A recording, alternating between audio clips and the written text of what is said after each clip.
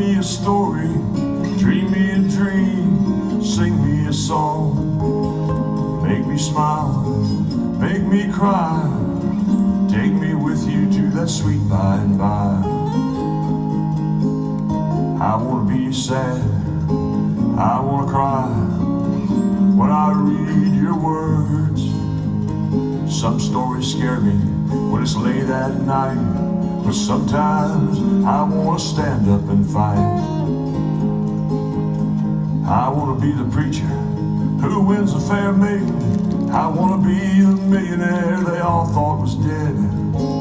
You made me cry when the young soldier came home, no place to rest his head. I wanna be that child of the river, searching to find her way back home. Never seemed to be anyone listening, no one to hear her sad song. And with the music I can close my eyes and I'm there again. Sonny James and Young Love, Tennessee Ernie, hauling 16 tons. And Buddy Holly had the Crickets, they were loving Peggy Sue. Then came Elvis, Chuck Berry and the Coasters, Ricky Nelson, Hello Mary Lou.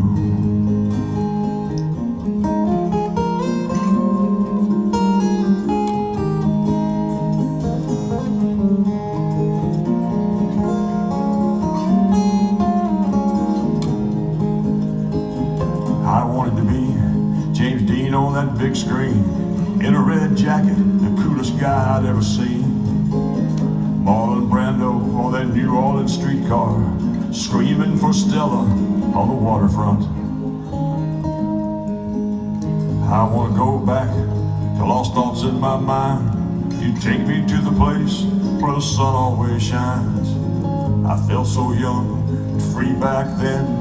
It was always summer with a cool blowing wind. Storyteller, tell me a story, dream me a dream and sing me a song. Make me smile, make me cry, take me with you to that sweet by and by. Make me smile, make me cry, take me with you to that sweet by and by.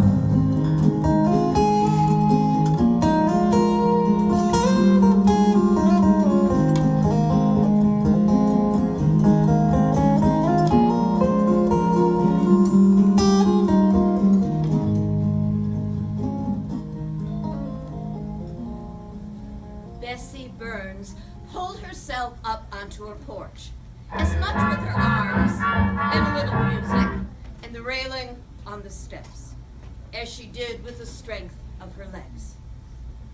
Bessie was worn out, tired, but pleased to know that the last of her cotton was in and the turnips were out of the ground.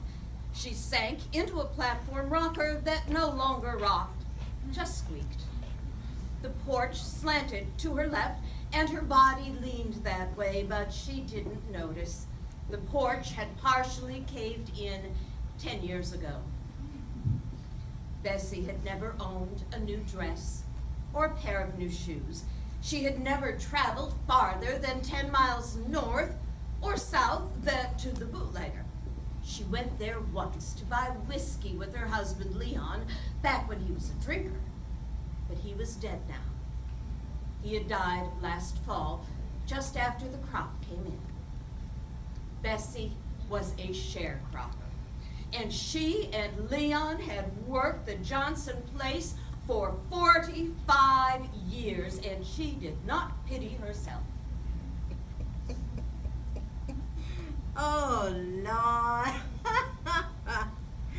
I remember the time I told my mama I felt like a slave. She said, "Don't you say that no more. You's free. Free to starve anywhere you want to. And that's what's something." She knew she was better off than the white sharecropper across the field. He and his family were lazy. Ain't no place for a lazy old white man, especially if he be poor. Oh, I got me some clabber milk and some cornbread. I was gonna eat, but first, I was gonna rest a spell. She needed rest more often now, and when she did rest, she thought about the past, about her oldest son who died at birth. She thought about her second son who drowned in the pond out back when he was 8. And she thought about Silas, her only surviving son. Silas was grown and had moved to Chicago, where he had a job with the Illinois Central Railroad. He was a porter. She was proud of him, but she missed him. Silas told her she could ride that train anywhere she wanted to go for free, but she had never wanted to go anywhere. Neither was she worrying about next year's crops, as she normally would have. Her outlook was somewhat different now. She'd not been to any doctor, never had. She just had that burning in the belly. Her mother had had that same burning, and she died 6 months later.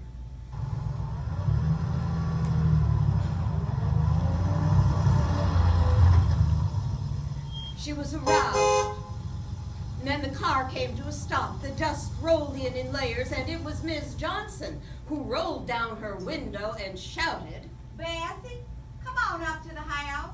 I have something I want to talk to you about. Yes, Miss Johnson.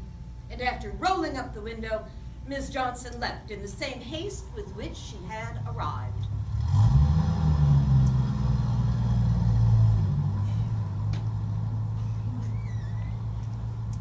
Damn. Oh, forgive me, Lord Jesus. Probably wants me to come up there and do something that just as soon could wait till morning. I ain't no slave, and I's gonna tell her so. All I got to do is form my plot. But she knew better. She had said that once when Leon was alive, and Miss Johnson told her she had 10 families that wanted that house, and any one of them could work a crop better than she and Leon. Anyway, after Mr. Johnson died and after Leon died, the 2 widows had developed a degree of respect for each other. Bessie cleaned herself up and walked the half a mile to the big house. Miss Johnson was on the porch, and on a table by her side was a pitcher of lemonade and 2 glasses. And beside that was another chair, and Bessie knew without asking that Miss Johnson was expecting company and wanted her to cook something to serve. Miss Johnson, you wants me to make an apple pie or one of them egg pies you like that I made? Neither one. Bessie, I want you to sit down. Well, go on. Miss Johnson poured her a glass of lemonade, and Bessie cautiously took a seat. She had never done that in 45 years.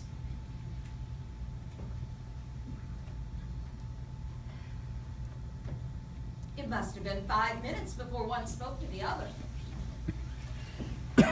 Miss Johnson, what be on your mind? Bessie, I've been thinking. You are getting old. Too old to be working in those fields, and I know I'm getting old too. I'm too old to be keeping up this big old house by myself. Bessie, I want you to move in with me. You will do the cooking and the cleaning, and I will pay you a little. But mind you, I said a little. And you won't have to work in those fields anymore. You can use the bathroom behind the house. It has running water, and I will put heat and a hot water heater in there for you. Bessie didn't answer, but she considered the proposal as if she were about to sign a note for the entire farm. Miss Johnson, I was gonna let you know in the morning. Well,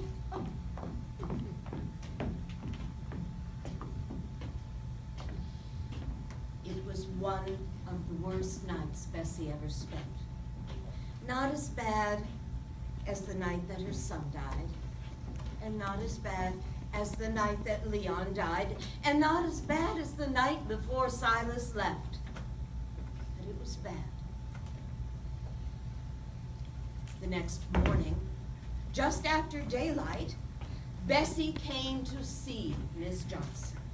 She had her suitcase in her hand, and most all of her possessions were in it.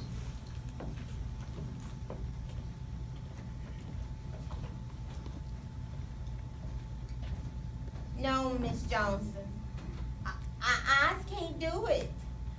I was gonna travel. Miss Johnson did not reply, just watched Bessie as she ambled down the dirt road toward town and out of sight.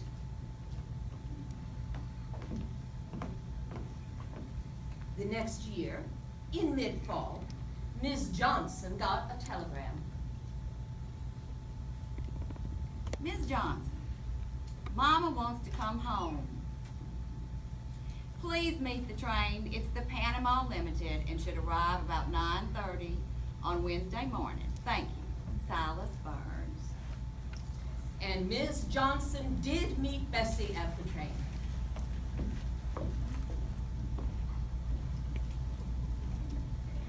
Well, Bessie, how was traveling? Oh, it'd be all right, I guess. I saw Chicago and that big old pond they call Lake Michigan. I'm going again, but I was ready to come home.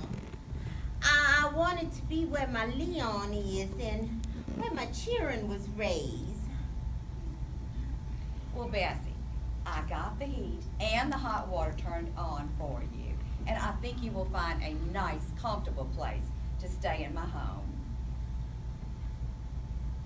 No, I wants to go home.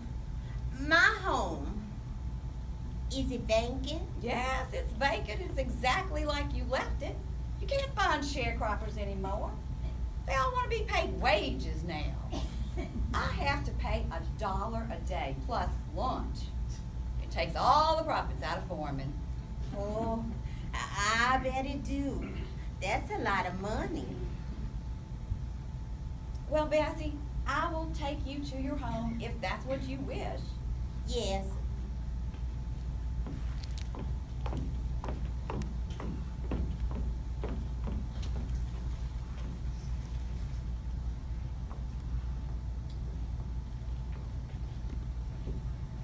The next week, Bessie passed away and was buried next to Leon and her 2 sons.